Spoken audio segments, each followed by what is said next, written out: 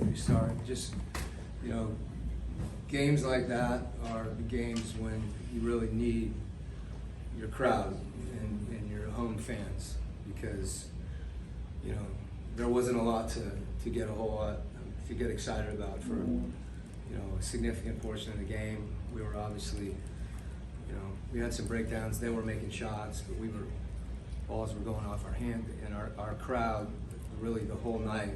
And, you know, at a time when we needed it the most, they were there. And sometimes you never take that for granted, but you don't get a chance to talk about it all the time. And tonight, to me, as much as anything, that was the story of the game, because it clearly gave us energy, and we needed every bit of energy we could get. Coach, I felt like Jalen was pretty consistent the entire game. I've been talking with him about his leadership lately, and he says it's something he's working on. I was just interested, from your point of view, what you've seen from Jalen, both vocally and his leadership on the floor. Mm-hmm. Well, when Jalen is a connector, you know, good things happen. And whether that's, you know, his ability to get to the rim, doing something for a teammate, finding a teammate, a cut or a shot, and, you know, it's huge for us. And I thought he really let the game come to him. And by that I mean, you know, I've talked a lot about his reads. You know, when he has the ball, when he doesn't have the ball, when he drives it, and you saw that, you know, in full form tonight. And that, when he plays that way, you know, it's like, it's an inspiring way to play. And I think from that standpoint, that's in addition to him being vocal and talking and those things, you know, his play talks. Coach, your thoughts on Zachary, the way he played today?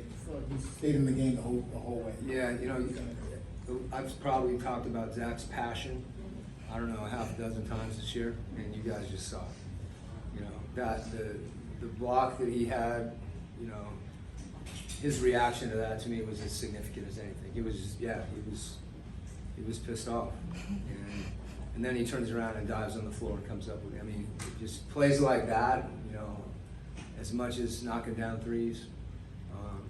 You know, you saw his passion and his competitiveness, and those, you know, every one of those plays we had to make tonight. And, you know, that, again, like talking about Jalen's play, that lifts the group. Coach, in the fourth quarter, you guys put up 50 points, obviously, like you drew it up, right? What were those conversations like, just every time you get the ball? What were the conversations like? As you guys I think we wanted to keep trying to run and attack, and not get in panic mode. And, you know, there was enough time in the game, obviously, but, you know, we needed to make plays, but we needed to make plays together. And I think that's what we did, you know, and then getting some stops, I think, obviously helped us getting out in the open floor. But, you know, even in the half court, when we didn't get something right away, we were making the extra pass, and seeing our team really buy into that even more and more. When we get in the lane, you know, it's not only for you, but you can drive to make plays. And, you know, again, that's one of the things that Jalen does for us when he's in secondary. You know, he gets the ball in the back end of the possession. But we had a lot of guys doing it. You know, Dyson did it, Zach did it, Hunt did it, Trey did it, obviously. So making plays for each other that's how you score. You don't usually score 50, but we'll take it. Quin, you also had a 0 turnover fourth quarter. Those have been a problem at various points this year. Can you point to anything that changed with regard to that? Yeah, that's a tough one. I maybe the urgency of the game.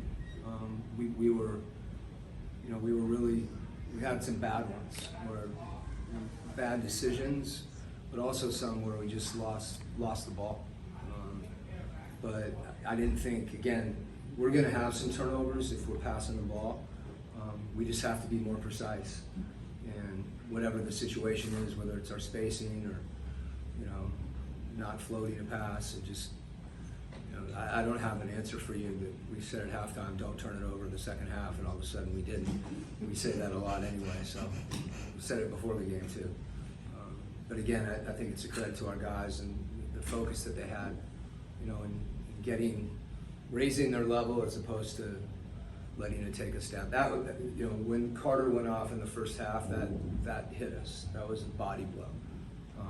And it took a little while, I think, to recover from that. But it's good that we did.